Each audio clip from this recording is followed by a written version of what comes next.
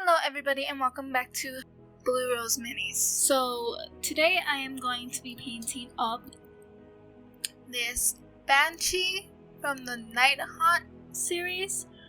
No, this does not mean that I am going to be switching over from painting Warhammer 40k to Night Haunt items. It just means that I am expanding and experimenting with a couple colors because I do want to do something ghost and spooky like on some of my Space Marines or another army, or possibly even my Sisters of Battle once I get them.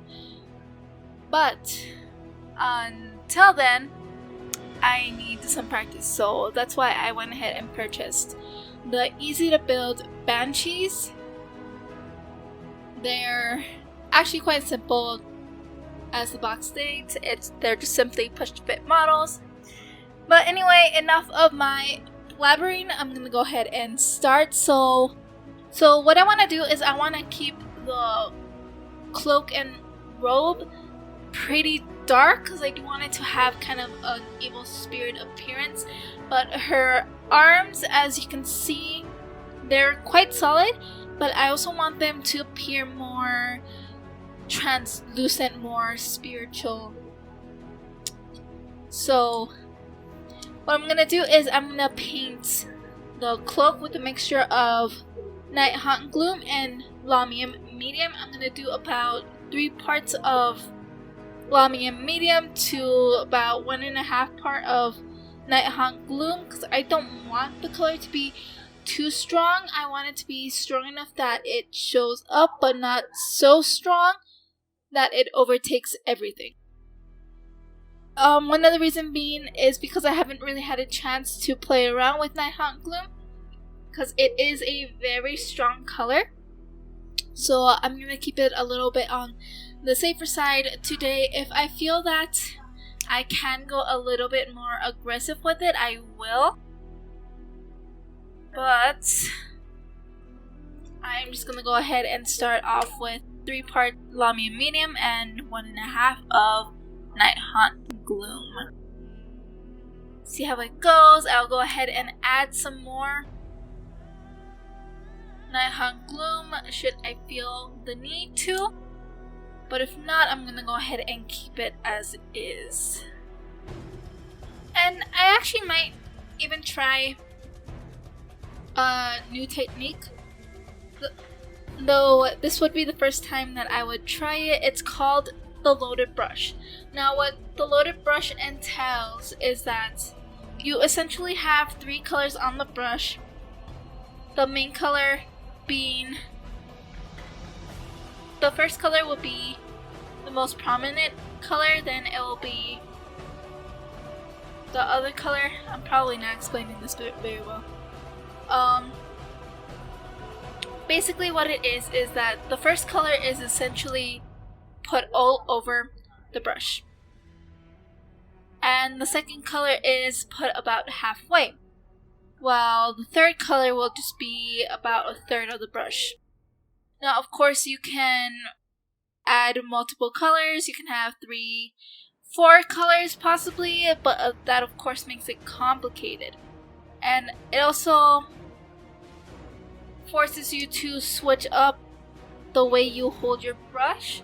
So see, as you can see right now, I am just going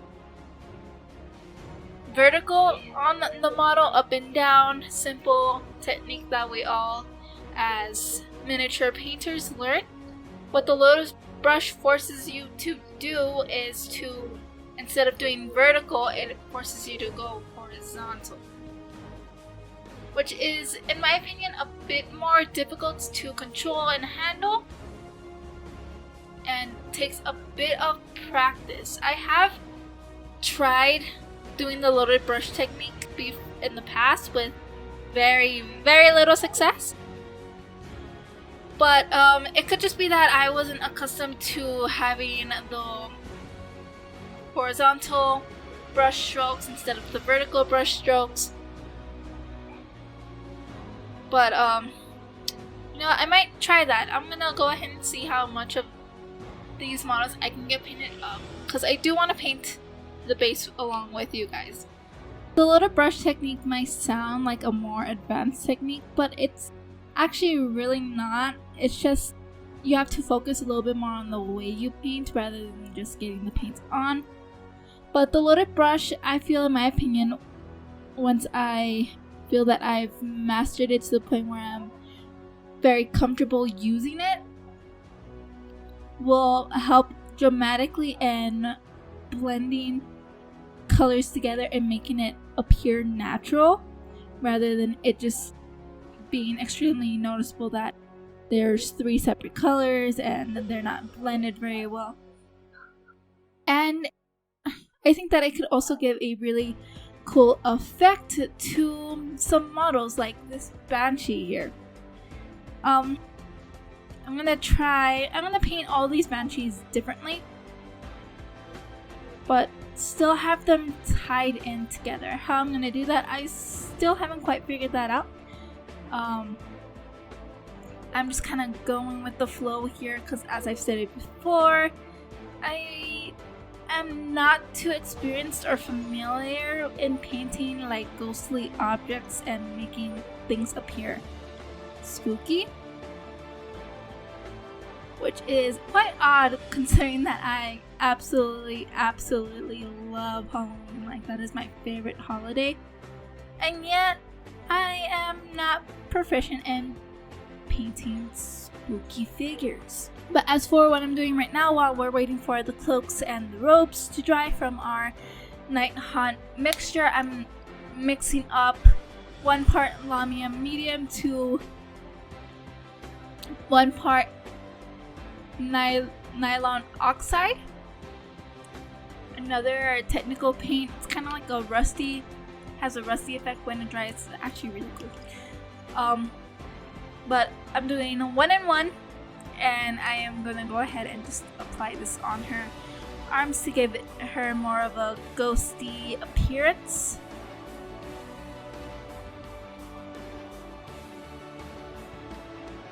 And I'm trying not to cover any of the camera angles with my gigantic hands, so I do apologize for that. As for just random topics, I recently read the newest Spears of the Emperor book, and but after finishing, well, I didn't read it, I listened to it on audiobook.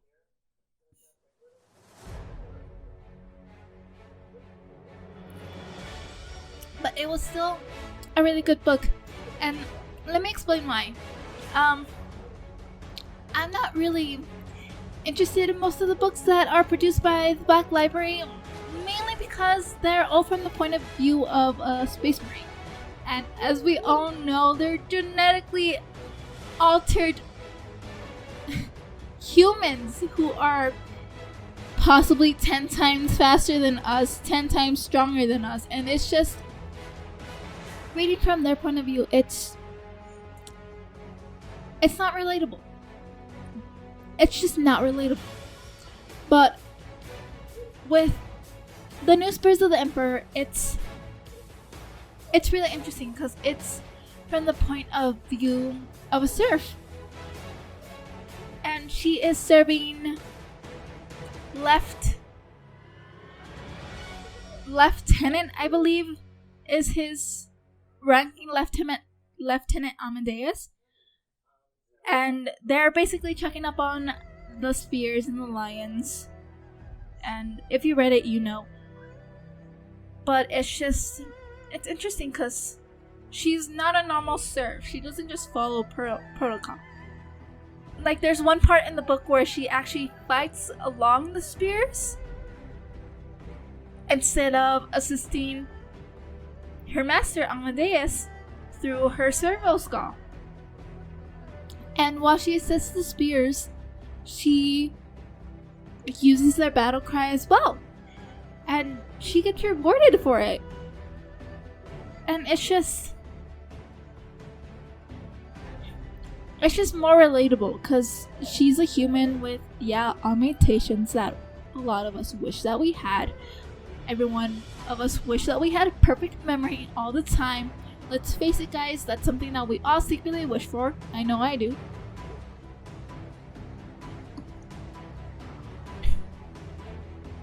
But even with her augmentations, and she knows who she's supposed to be serving, and she knows she's kind of breaking the rules. Like, she even goes into one of the tombs of Nemeton and records and meets basically a failed second generation Primaris.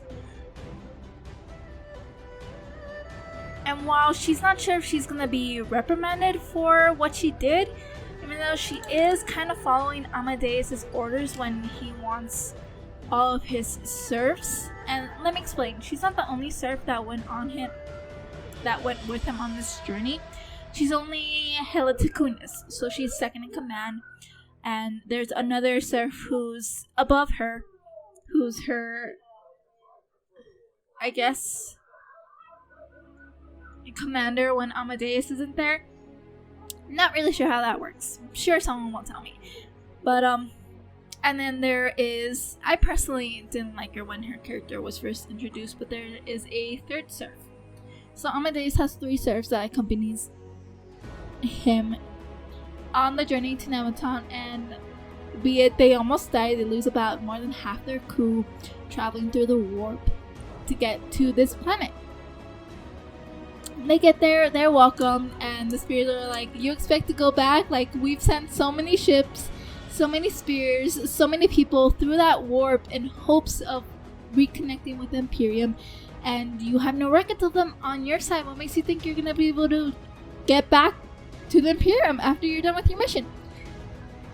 And they're just like, oh, we'll figure it out. And then shit starts to happen. Deceit, treachery. I don't want to go into too much detail because I'm gonna nerd out because I'm a huge bookworm. Like, before I started any of my crafting, the main 2 things that I was intensely into was my books, which I still am, but let's face it, once a bookworm, always a bookworm, and my art. And my art just kind of transferred over to the hobby, and my love of books just kind of transferred to a different genre. But if you guys haven't read Spears of the Emperor, I highly recommend it. It's just so entertaining, it's so good, and there's so many plot twists that you don't really see coming. Check out Spears of the Emperor. It's a really good book, and because of it, there's a lot of people, including myself, who are now starting Spears of the Emperor armies. And actually, fun fact about the spears. If you look up on YouTube tutorials on how to paint Spears of the Emperor, obviously they have a sky blue armor palette, but that's not what I'm referring to. The interesting thing that I've noticed that a lot of painters don't do is that they don't paint the right kneecap a dark, almost black blue, and that's essential to the spears and how they present themselves. Now, the importance of the right kneecap being this color blue is because that's where, in a sense, they put, let's call it a battle patch. Like, for spears who have had the opportunity to fight along their scorpion brothers before they were lost to the warp, they have the scorpion symbol on their right kneecap as a kind of respectful thing. And I thought that that was cool. Now, of course, that's only allowed if you've actually fought with them. And the higher in rank you go, the more you get to personalize your armor, as everyone knows. But the 2 things, and I can't remember the name of one, but it's a silver fist. It's I don't know. I'll put up a picture if I can find it. And of course, Alaris fell, as it appears on Imperium maps. That can be worn at any rank. And of course, some of the spears have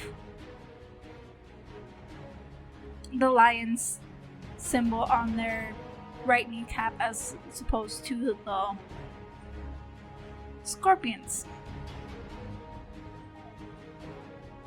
And it's just,